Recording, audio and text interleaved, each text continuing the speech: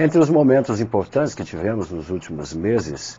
dentro do conteúdo de atualidades, altamente cobrado nos concursos nas últimas décadas, não podemos esquecer, em julho de 2006, a reunião do Grupo dos 8, que aconteceu em São Petersburgo, na Rússia. A primeira dúvida que pinta para os candidatos ou concursandos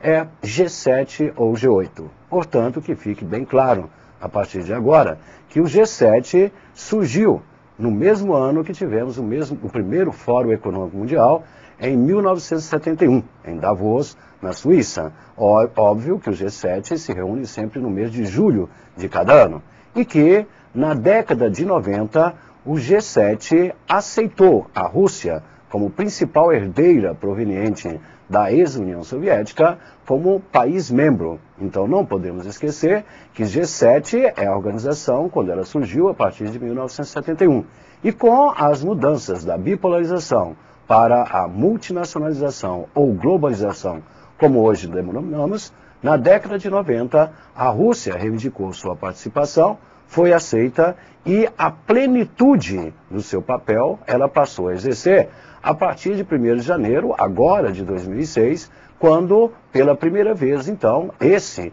novo membro do G7, a Rússia, assume a presidência do grupo, da organização. Portanto, e é por isso que as reuniões que ocorrem sempre no mês de julho de cada ano, é na cidade ou numa das cidades do país que encontra-se presidindo a organização. Por isso que a reunião aconteceu em São Petersburgo, antiga Leningrado, no período socialista, no período da União Soviética, no território da Rússia. Então, o correto hoje não é mais dizer G7, ou Grupo dos 7, os 7 países mais ricos do mundo, e sim G8 devido à participação da Rússia em sua plenitude. Óbvio que essa reunião do G8 em São Petersburgo tinha uma pauta para ser discutida. Entre eles, os tópicos importantes era o tratado ou rodada de Doha, que deve, e é necessário fechar para,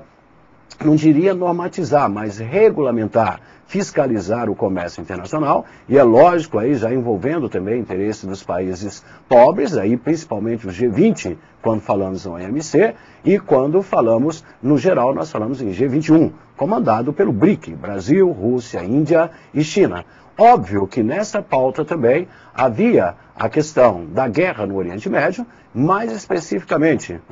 a questão do Estado palestino, a questão do muro da vergonha que Israel continua construindo numa forma de apartheid em relação à Cisjordânia e à faixa de Gaza, e principalmente os últimos tópicos quanto aos sequestros de soldados israelenses, então quanto à guerra, devido a esses sequestros no sul do Líbano e também na faixa de Gaza. É importante também lembrar que é daí que surge, como destaque, o papel do Hezbollah, ou Hezbollah, como vocês quiserem pronunciar, no sul do Líbano, que substituiu, desde a década de 80, a OLP, como liderança a população palestina localizada nesse lugar, e é óbvio que também tem como questão discutir o projeto nuclear do Irã, que continua insistindo em não abandonar o seu projeto, apesar das propostas da União Europeia, apesar da pressão da própria ONU e também a pressão exercida pelo próprio Estados Unidos. E é óbvio também que não podemos esquecer, nos últimos momentos, que os próprios aliados ou países da coalizão que ocuparam o Iraque militarmente para destruir e derrotar a ditadura de Saddam Hussein, já estão levantando que pode e é provável que nós vamos ter uma guerra civil no Iraque. Óbvio que não podemos esquecer como destaque a proposta de Tony Blair, primeiro-ministro do Reino Unido ou da Grã-Bretanha, propondo acrescentar mais Brasil, Índia, China, África do Sul e o México ao G8, a partir daí formando o G9, com o objetivo, lógico, de facilitar as negociações para os acordos na Organização Mundial do Comércio ou os acordos no Tratado de Doha.